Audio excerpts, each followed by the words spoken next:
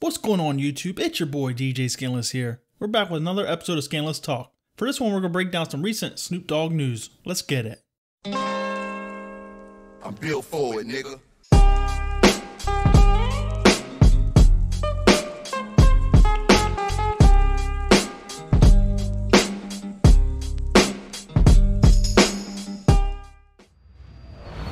Alright guys, I know I've been kind of slacking here lately. You know, the whole Kobe Bryant passing has really hit me hard. Being as a fan, it really has made it to the point where I didn't really feel like creating any new content the last week.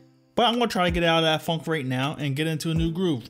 There hasn't been really any new Tupac news or Eminem news, but I found something with Snoop Dogg that's very newsworthy and you don't really see it anywhere on Google News or any hip-hop related websites. So this is Snoop Dogg's official Instagram account, and this was a post that he made around February 2nd or February 3rd, 2020. He posted an image that says, "The man who created the Super Soaker, Lonnie Johnson, was awarded $72.9 million in a Hasbro settlement for unpaid royalties. The Super Soaker is the world's best-selling toy." But what that really says that, you know, Lonnie Johnson created the item, the product of the Super Soaker, and Hasbro failed to pay him royalties based on that throughout the years. So they actually owed him that much money, which is crazy for a little toy. And Snoop Dogg had a caption under this picture saying, "Hasbro, I need my Doggy Style album masters and the Death Row catalog. Let's stop playing and break some bread, or take dead before I get loud." Then we got Tyrese commenting, "Whoa, Doggy Style master and DR catalog, whoa." So you guys can take this for what it is, but I think this is really just Snoop Dogg clapping at Hasbro saying, "You just paid out $72 million. You might as well sell the Doggy Style Masters and all the other Snoop Dogg Death Row albums and releases back to him." If I was a musician like Snoop Dogg, I wouldn't want my songs owned by a toy company, you know, so I can definitely see why he wants his songs back. And for someone like Snoop Dogg, he's not worth the same as Dr. Dre. He's not worth $1 billion.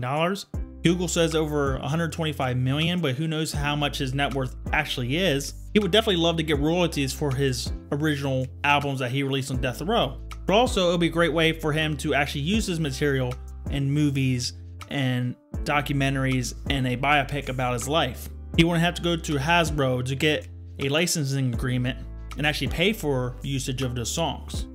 The crazy part though is Death Row has been going through bankruptcy over and over again, or being resold to other companies. They went through bankruptcy around 2008, 2009. A Canadian company called Wide Awake bought them, I believe, just under $20 million. And then they ended up selling to Entertainment One for around $280 million. Now it's unknown if that's the real ballpark of the Death Row catalog, or if they just really overpriced it.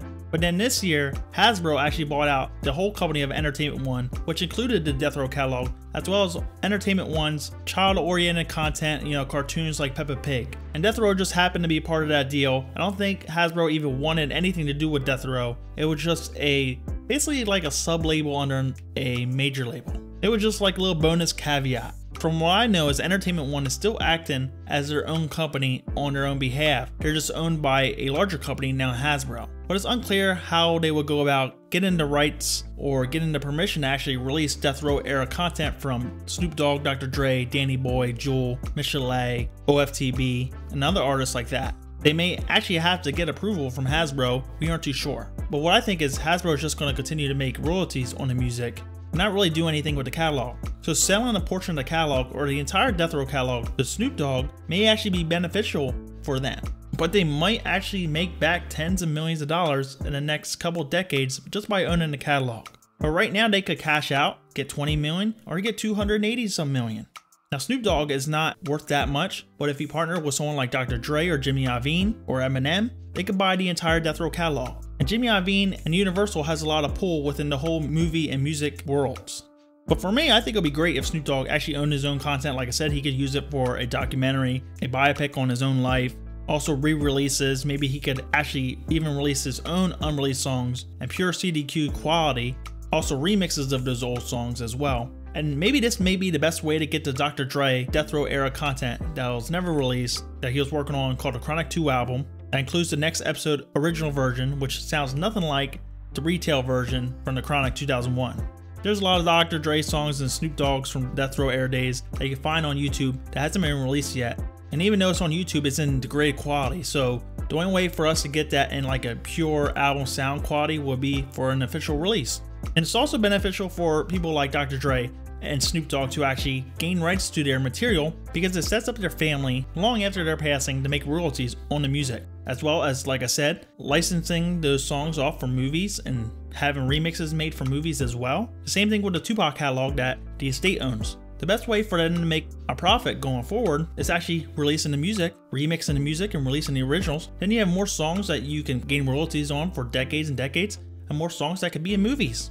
If a song like Letter to the President wasn't released in 1999, it would never been used in the movie Training Day, and they got paid for that. The same way with Untouchable being in Pacific Rim and other movies. So this is something Snoop Dogg and Dr. Dre could do. Then you can see Gin and Juice, you can see the Chronic album featured in movies or remixed. You can have bonus versions with new unreleased songs. And it'll give Snoop more songs for his own record label, a back catalog. The only way Dr. Dre would even release his old stuff is if Snoop Dogg encouraged him to do so, because Dr. Dre is a perfectionist, you know. Even though the songs may sound great to us, it may not sound great to him, and he may want to add stuff, and he might not even want to work on songs that are 30 years old. But there's still so much left. I wish they would just buy it or do a partnership and release the material. I'm still waiting for Snoop Dogg and Tupac Street Life, If There's Secure, Just Watching to be released too. I don't know why we gotta wait decades for that shit. But like I said in other videos, Hasbro does not own the unreleased Tupac content. So even if Snoop Dogg bought the entire catalog, he would not own the unreleased Tupac. He would own All Eyes on Me and Machiavelli albums, and the Gridlock and Gang related soundtracks, and Above the Rim, and those Tupac songs that were featured on those albums and releases. But he would not own Until Then Time, Better Days, Pac's Life, and any of the songs that appeared on the Greatest Hits. That wasn't a part of All Eyes on Me or Machiavelli. And the unreleased content went to the estate. So even then, Snoop Dogg would have to partner with the Tupac estate and Universal to do anything with his unreleased content that features Tupac. Even if he doesn't have 280 million or some partnerships with other people like Dr. Dre or Eminem, most likely he can buy his own catalog from Hasbro, which just features his unreleased music and released music. And like I said before, Universal has a lot of pull. They can partner with Hasbro, releasing toys and movies and things like that. And that may be a way to actually convince them to sell the catalog to Snoop Dogg and Dr. Dre or Eminem or whoever. Anyways guys, drop your comments below how you feel about this video and about Snoop Dogg owning the Death Row catalog and his official masters from the Doggy Style and the Dogfather album. This is DJ Skandalous signing out. Peace out.